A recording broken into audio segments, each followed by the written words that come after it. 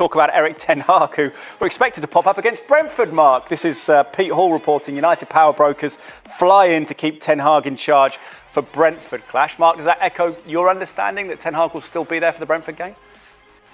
Well, pretty much.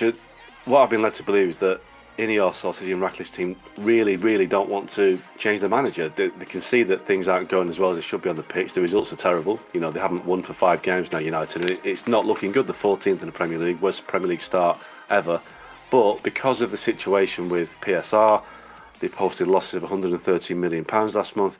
Changing a manager and the cost that involves is the last thing they want to do. So the sense I get is that they're going to give it another few games to see if he can turn it around, ten Hag, and if not, then they'll have to make a decision, you know, maybe November, December time. But as it stands right now, despite the fact United have been awful this season, you know, 5 goals, only Southampton have scored fewer, he's going to ride it out. So, but he's on borrowed time, obviously, unless he turns it around, because the way things are going at Man United right now, it's not good enough. But they really don't want to get rid unless they really have to.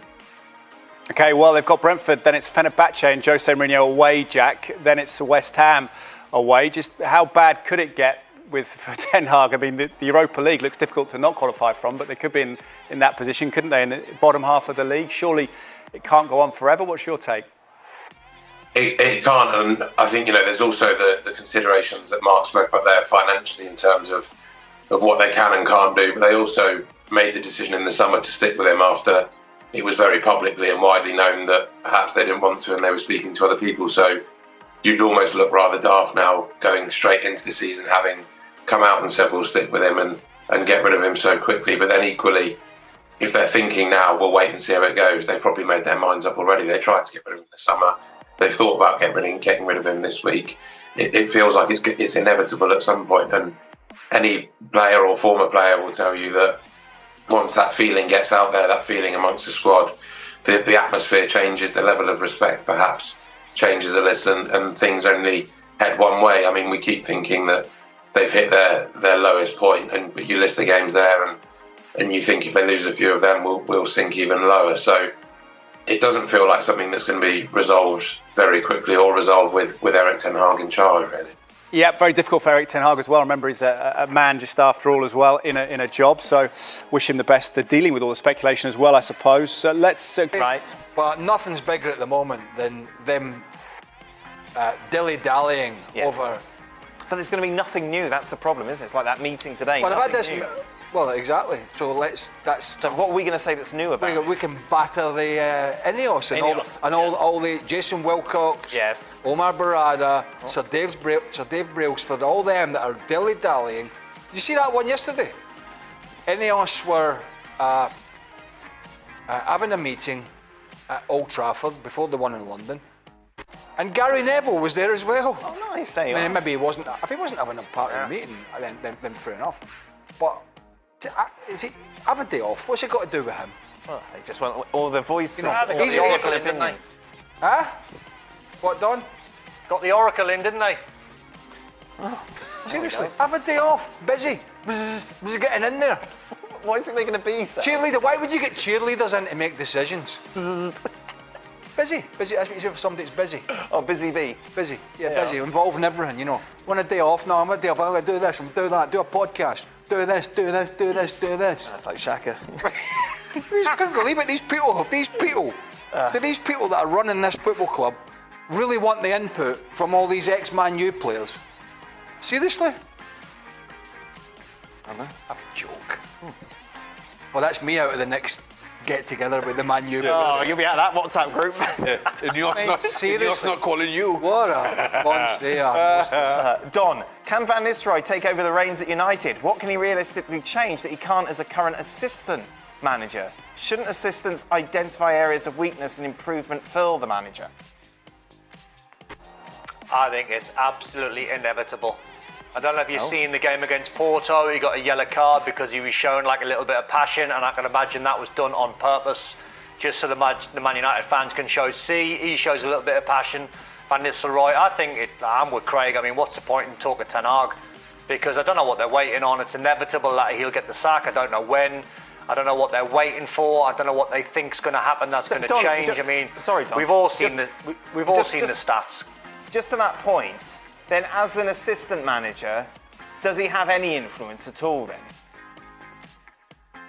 I would imagine so. I would imagine he's got an opinion. I would imagine he's got a voice that Ten Hag wants to listen to.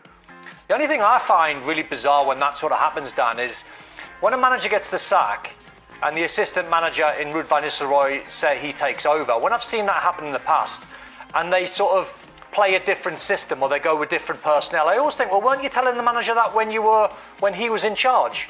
Weren't you trying to help him? So I would totally understand that Ruud van Nistelrooy is going to get the job if that happens, and I think it will at some point before the end of the season. I think it's inevitable. But I'd love to see what he's going to change, because why isn't he making a change with his input at the moment? I find that fascinating.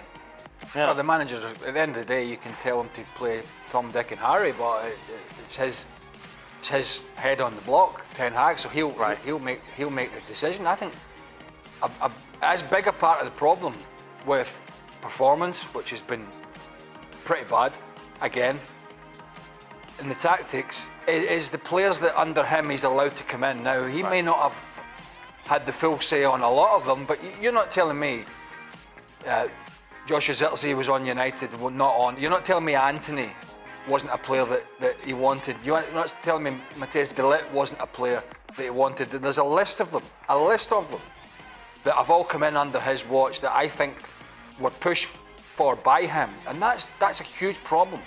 That's a huge problem. Do you have a different relationship with an assistant coach than you do a manager? As a player? Yes.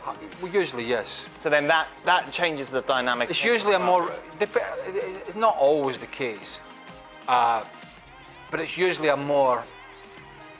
Now, you get some assistant coaches that doesn't really happen so much now, but back in the day they were like sergeant majors, you know what I mean? Okay. Balling and shouting. Moran. That name may have been mentioned before.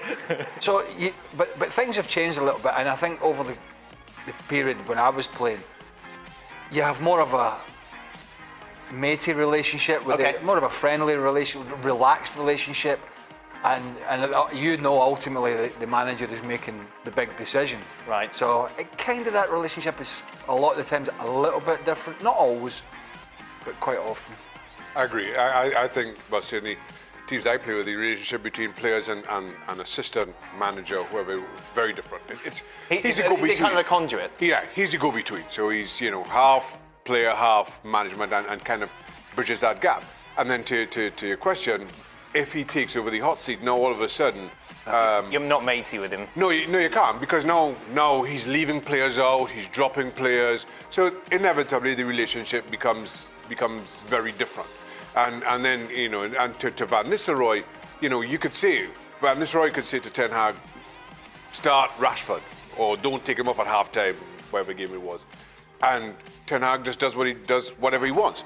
And as the assistant, you can't say anything. You certainly can't say anything publicly. Good thing it doesn't fall on you. No one's. Right, yeah, but also you can't say anything publicly. So it's not as though people are going to say, oh well, Van Nistelrooy told him that. So he's going to have to publicly support whatever Ten Hag does, whether he agreed with it or not, whether he advised him against it or not. The other side of it is that, and it's a silly little thing, but say we'll just take the Ten Hag, Ruud van Nistelrooy. So the players will be calling him Ruud at the moment. Okay. I would imagine. Yeah. Maybe a few other things. Probably not, but probably calling him Ruud. If he does get the job and he walks in the dressing room and says, it's not Ruud anymore, right. It's boss. Okay. Right? Which, a lot of them do see. Right. Some of these players might be like, oh, is that right? Mm-hmm. Oh, is that right? The big head's here. You have, it's a very fine balance to strike. And you can't, it's a difficult fence to straddle. I mean, when, Ruud Gullit, to give him credit, when he became manager at Chelsea after being a player, just didn't say, call me Ruud. Right. And whatever, and we did. He wasn't bothered about that, but some are, and it's a difficult, as I say, fence to straddle, because you don't want players to think of you as some sort of big head. No, he's got the job now. Look, look at him. Sure. So it's not an easy transition. Don, do you want to add anything? No. Always nailed it. All right. No, that's fine. Don, that's what we like. Manchester United. Man United boss. Ten Hag under fire. Last game for Ten Hag. Ten Hag stay manutd. Manchester. manutd news. Manchester United transfer news. manutd transfer news. United boss, United manager under fire, MUFC News Today, Sky Sport manutd transfer, latest manutd transfer news, who will replace Ten Hag, United next manager.